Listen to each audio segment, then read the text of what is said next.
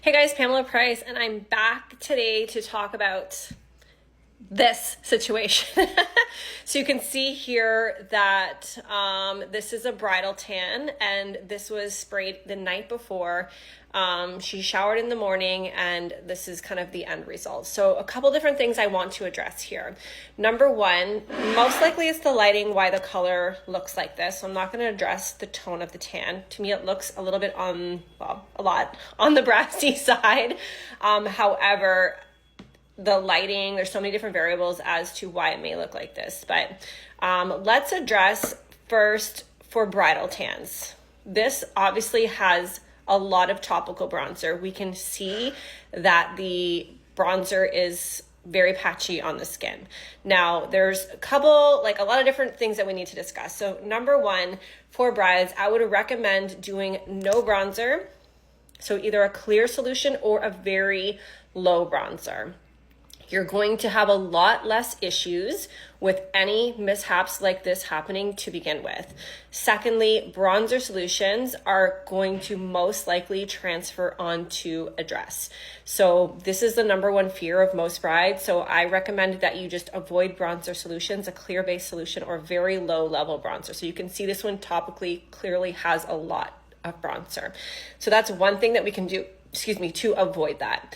And then secondly, it looks like probably the client did not exfoliate properly or potentially has barrier of different products on the skin. So we want to make sure that we are providing very, very thorough prep instructions and making sure that we're asking the right questions when they come into their appointment.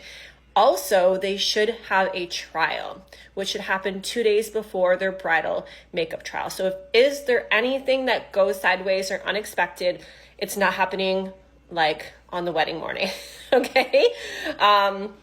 In addition to that, let's do a 48-hour window before the wedding, so that way even if you did have a trial, then something, it goes perfect at the trial, and then on the wedding something does not go perfect, we have 1 day to troubleshoot and correct the issue, worst case.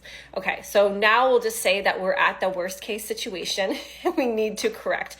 I would personally have the client come back in so that I can address and look in person to see what's going on. And if you have that 48-hour window, you should be able to accommodate her to come back in to see what you can do in person.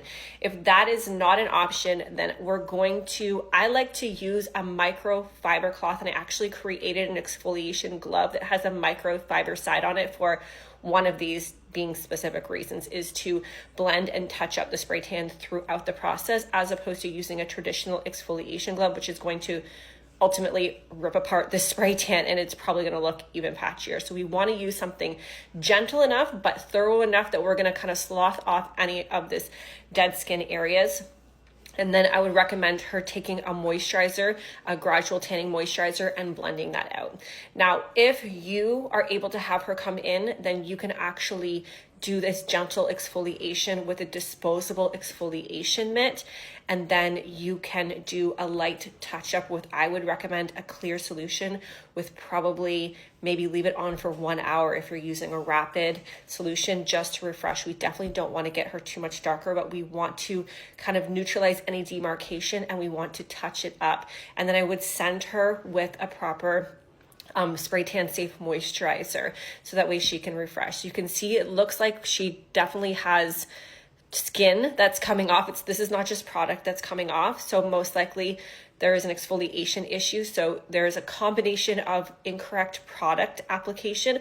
Also, you can see here, it's quite dark and around the armpit. And for a great application, we want to try to avoid that area because this area perspires, obviously. And what happens when you perspire, whether there is residue for deodorant, for example, antiperspirants create this kind of greenish tinge, which looks really obviously unnatural. And secondly, perspiration and the pH balance underneath the armpit are completely different, and it creates this darker area in the armpit. So when we're spraying, we're trying to actually avoid spraying this area altogether. So those are some areas that I just wanted to touch on. If you guys have any questions, we all go through this. We've all been there as new spray tan artists. I've been spray tanning for 15 years, so trust me, I have seen and done it all. If you guys have any questions, if you're interested to learn how to spray tan, I have an awesome virtual program, and I also offer in person. I'm located in Toronto.